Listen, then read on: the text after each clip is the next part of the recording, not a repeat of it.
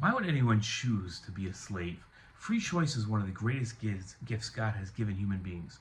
God rewards people not based on quantity of mitzvahs achieved, but on how challenging the path was to complete the mitzvah. Free choice is beneficial to every Jew because it adds an obstacle to their fulfillment of the mitzvah. When people must contend with their desire to sin, they gain more reward for working harder to overcome their obstacles to sin and fulfill mitzvahs.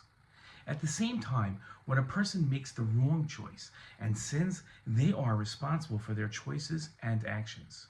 Freedom and liberty are privileges that must not be abused. A person's freedom is one of the greatest assets they possess.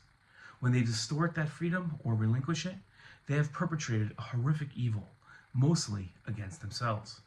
At the start of our Torah portion, we read about the procedure of when a Jewish slave, sold into slavery from a debt or conviction of theft, chooses to remain a slave, even after their 6-year slavery term has finished. The pasuk says that when you acquire a male Jewish slave, he shall serve 6 years. In the 7th year, he shall go free without payment. But if the slave declares, I love my master and my wife and children, I do not wish to go free, his master shall take him before God. He shall be brought to the door or the doorpost, and his master shall pierce his ear with an awl, and he shall then remain his master's slave for life. The slave goes through 3 steps to expanding his slavery. Number 1, his master shall take him before God. 2, he shall be brought to the door or the doorpost. And 3, his master shall pierce his ear with an awl. These 3 steps are not random. Each has its own explanation. The first step, being brought in front of God, isn't actually referring to God, but being brought before judges. The Rambam explained that in his opinion, God uses the expression that his master shall bring him unto Elohim, which can mean God, but in this verse refers to judges. It is God who declares what is just and who is just, and it's God who declares who is wicked. The second step, being brought to the doorpost, reminds us of the mitzvah of mezuzah.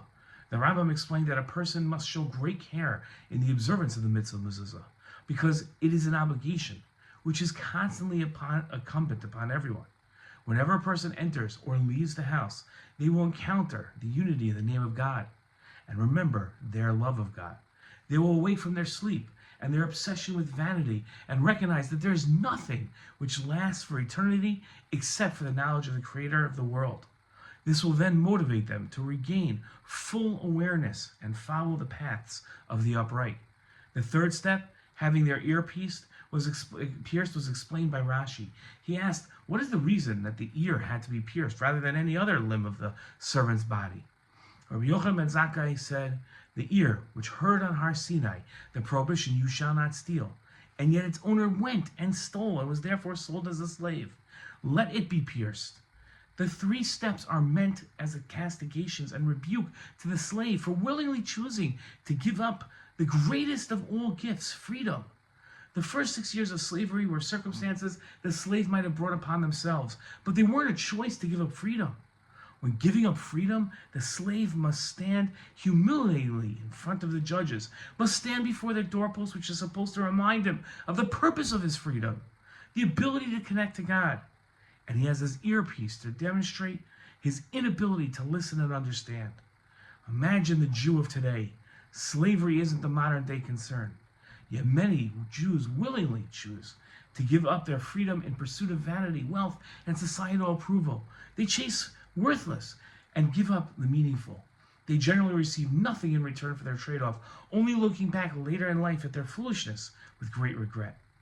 We need to wake up and recognize the truly valuable parts of life today, not decades from now when it is too late. Shabbat Shalom.